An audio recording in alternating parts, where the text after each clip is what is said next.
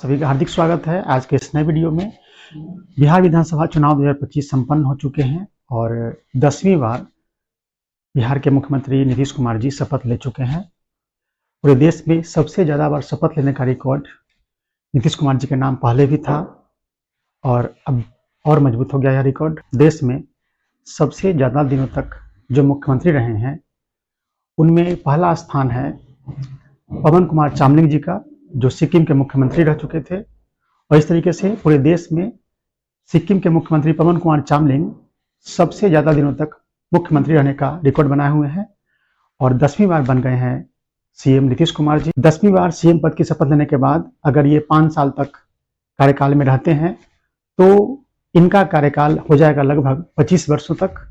और इस तरीके से भारत में सबसे अधिक समय तक सीएम रहने का रिकॉर्ड भी इनके नाम पर आ जाएगा। अभी पवन कुमार चामलिंग जी का रिकॉर्ड है 23 साल 165 दिन तक। तो चलिए फ्रेंड्स, देखते हैं बिहार विधानसभा चुनाव 2025 का परिणाम किस प्रकार रहा और तुलना करेंगे हम 2020 के विधानसभा चुनाव परिणाम से भी।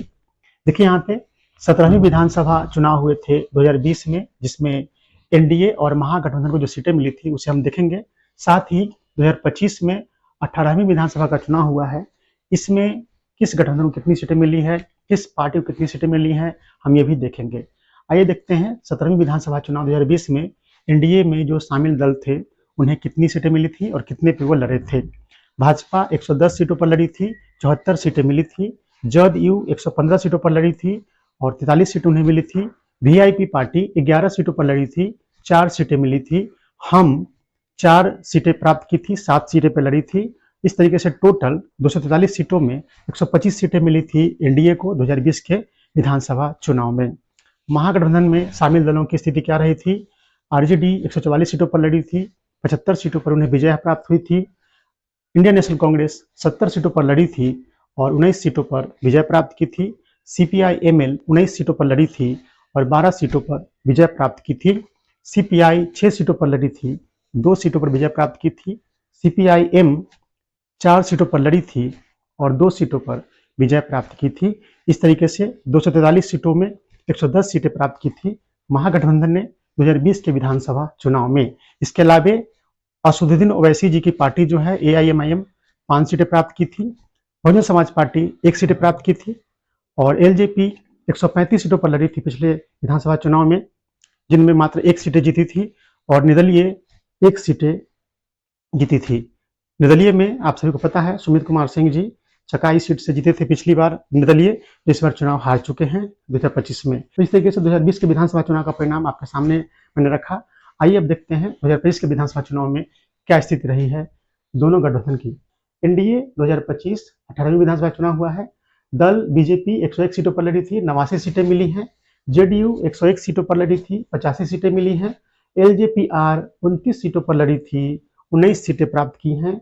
हम 6 सीटों पर लड़ी है और 5 सीटें प्राप्त की है। आरएलएम उपेंद्र कुशवाहा की पार्टी है, 6 सीटें पे लड़े थे और 4 सीटें मिली हैं इनको। इस तरीके से एनडीए ने 243 सीटों में एक प्रचंड बहुमत के साथ 202 सीटें प्राप्त की है। आइए अब देखते हैं महागठबंधन की क्या स्थिति रही 2025 के विधानसभा चुनाव में। आरजेडी 144 सीटों पर लड़ी, 25 सीटें प्राप्त की। इंडियन नेशनल कांग्रेस 61 सीटों पर लड़ी, मात्र 6 सीटें प्राप्त की। सीपीआईएमएल 20 सीटों पर लड़ी, मात्र 2 सीटें प्राप्त की। सीपीआई 9 सीटों पर लड़ी, 1 भी सीटें नहीं जीती। सीपीआईएम 4 सीटों पर लड़ी, 1 सीट प्राप्त की। वीआईपी 13 सीटों पर लड़ी, 1 भी सीट प्राप्त नहीं की। IIP Indian inclusive party Gupta ji का है, आईपी गुप्ता जी का है, 3 सीटों पर लड़े और 1 सीट जीते, खुद वो जीते हैं। इस तरीके से महागठबंधन ने कुल 254 उम्मीदवार खड़े किए थे। कुल सीटों की संख्या 243 है, लेकिन कई सीटों पर ये आपस में ही लड़े थे। इस तरह से 254 उम्मीदवार थे, हालांकि सीटें 243 ही हैं। इस तरीके से महागठबंधन ने 243 सीटों में 35 सीटें प्राप्त की। 2025 के विधानसभा चुनाव में एक भी निर्दलीय चुनाव नहीं जीते हैं और एआईएमआईएम पार्टी 5 सीटें जीती है, बीएसपी 1 सीटें जीती है। इस तरीके से हमने आज के वीडियो में बिहार विधानसभा चुनाव 2020 और 2025 के चुनाव में हमने तुलनात्मक अध्ययन किया है, सीटों की संख्या क्या रही गठबंधन में और दलों में। अगले वीडियो में बात करेंगे चुनाव से संबंधित और महत्वपूर्ण तथ्यों को। फेसबुक पर देख रहे हैं तो फॉलो कर लीजिए, यूट्यूब पर देख रहे हैं तो चैनल को सब्सक्राइब कर लीजिए, वीडियो को लाइक और शेयर कर दीजिए। मिलते हैं अगले वीडियो में।